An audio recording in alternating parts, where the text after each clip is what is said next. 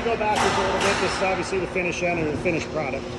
So again, we'll kind of walk backwards. But so what we do is we build our biggest, longest, tallest truss and work our way to our smallest for shipping purposes. So as you can see on this particular house, we've got some big trusses we're dealing with. I think these are 50 footers.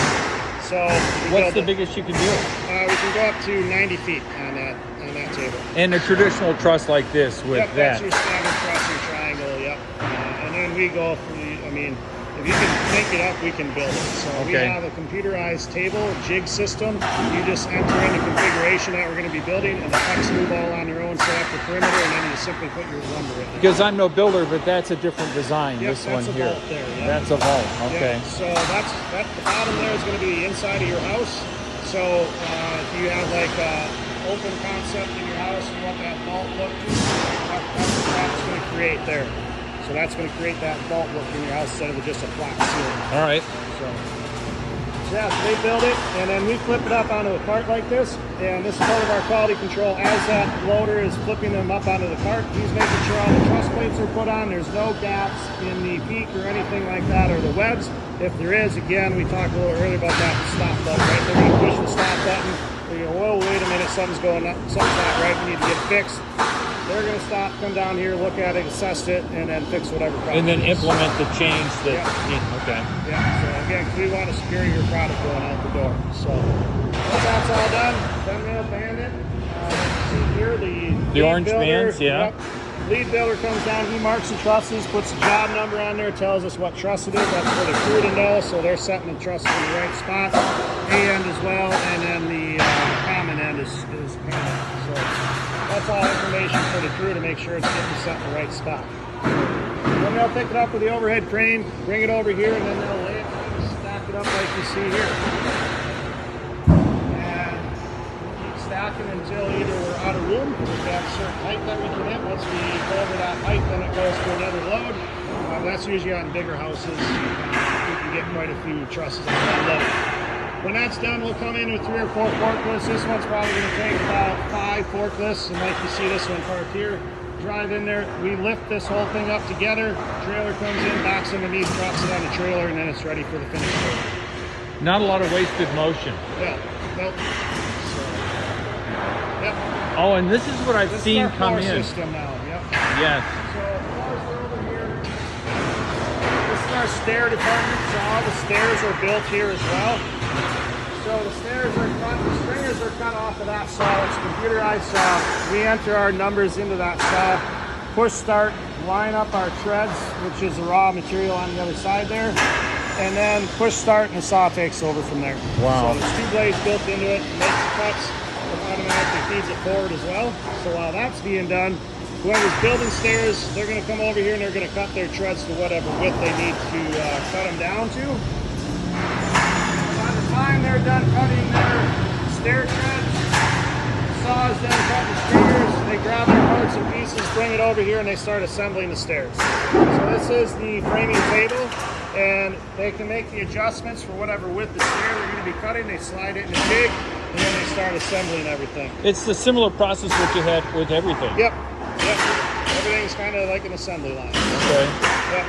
And then we offer a few different ways to build these. We can glue them and staple them, glue them and screw them down. This is that's a nail set.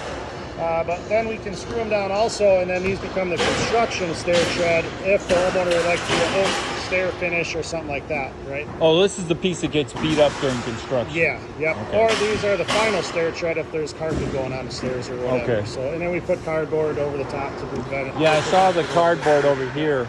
Yep. Yep, that's protected during the construction process. All right. So, yep. And then these are done and built, staged here, and then they go on to each load that they need to go with. And so you have somebody who knows how to pack these things efficiently. Floor panels, yep. Yeah, so because I noticed when I was one of the sites, you cram a lot of stuff in here. Yep. There isn't a wasted space.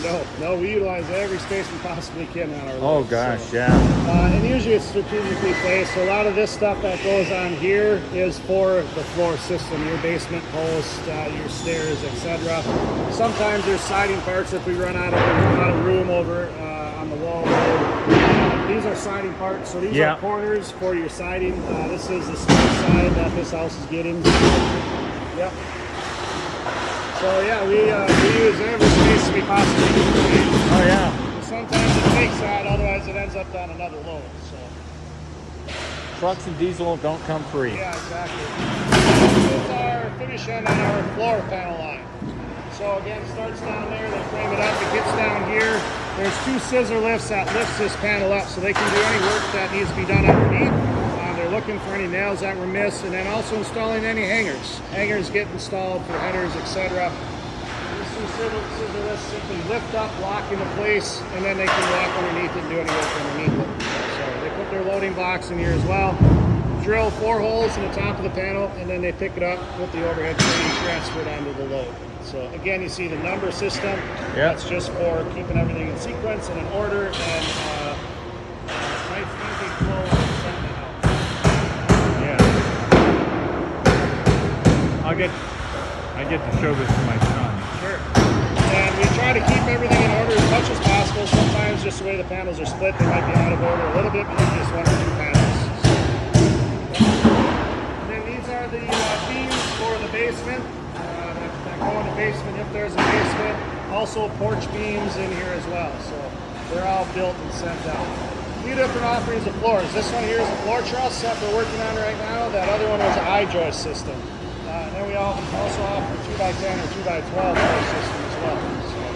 So how does the builder, they just talk to the client like me and say what kind of these are options for flooring system? Yeah, they would talk to the client. In some cases, it's just a code, like over in Minnesota. In not all areas, but in most areas in Minnesota, it's a requirement to have a floor truss system. Okay. Because over there, they're getting into some areas, they are required to have a sprinkler system in their home. So it makes it easier for those guys to install the sprinkler system in the floor truss system. All Also, right. there's heat runs built right into the floor system. So this open area right here, this is where all your ductwork can go for your heating system. Right? So this is the heat run. Yep, this is the heat run right here. So if you want to do a finished basement, you don't want to do a drop ceiling, you'd probably want to go with something like this, right? So then Okay. that runs through the floor system, it's all hidden, and then you can either sheetrock or do whatever you want to do for finishing the basement. I like it. Also, these stand a little bit more than what a I-joist will. So if you want more of an open concept in your basement, if they're designed properly, you got little deflection, and it can span a further Oh, so you don't space have to as have an well. ugly pole going up and Get down. rid of the beam potentially. Well, that doesn't feel like Wisconsin. Yeah, right? Got to have a big pole in the Yeah. middle of the room. So this is our framing panel on our floor panel. So it's cut down here, goes through our Tiger Stop system over here. This is a big stop right here. It goes up to 50 feet, 52 feet. And on that yellow mechanism down there, that is the stop. That moves back and forth by a computer system. What yellow thing? Right down here. Oh, I see it right over there. So if you look on the other side, that's the whole computer system set up in here. They enter in the job number, and then that is their fence that moves back and forth. So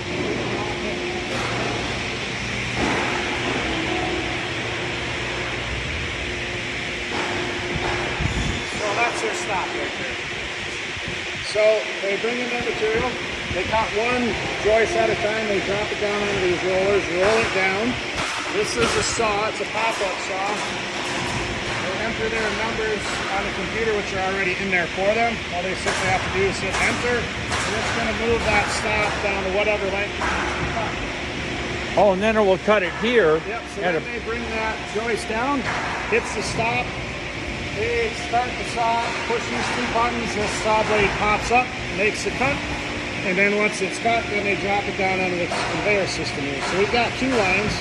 So they'll cut the parts and pieces for line 1 here, drop it down. There's some fingers that pop up to keep everything nice and straight for that stack.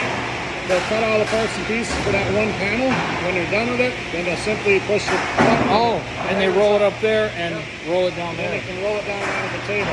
The rollers on the table down there, they can move up and down. So once they're ready to start framing, it rolls out there, drop the rollers down, and then they place them in place. Then you walk back down.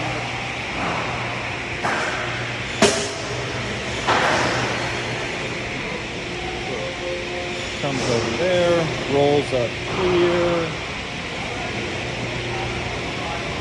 this is our blueprints for our floor system. This one has a little second floor. But then this is what the floor system looks like when we get it. So they're broken down into typically 8-foot sections, and then the ends are whatever they are. This one happens to be a 4-foot section. So this is one panel here, this is another panel here, and so forth. So, and then all the different lengths. Very nice.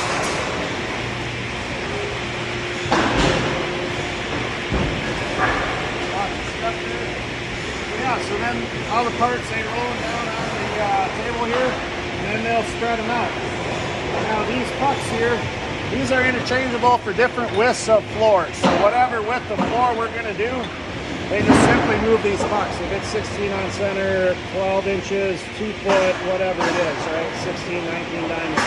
They simply can move these pucks, set up for that house, and they run that whole house out. Then everything is lined up, so they'll drop their joist in between here, and then these pucks move, and they lock that joist into place so it's nice and straight, so it's not moving around during the framing and These sheeting things process. actually move? Yep, they move and they pinch in between that joist. You see it over here.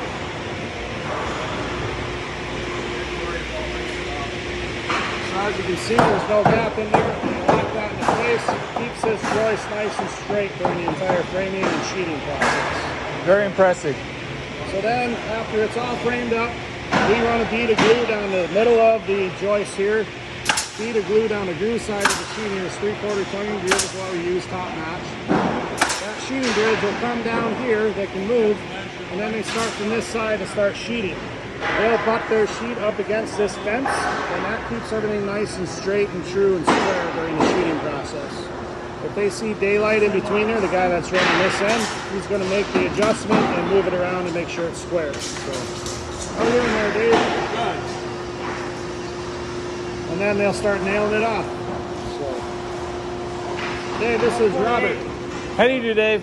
He's going to be Kalamazoo area, right? I don't know exactly Actually, what Wisconsin, city. Milwaukee area. Oh, Milwaukee Franklin. area. Okay, Yeah. Franklin. Yeah. You're a new builder, right?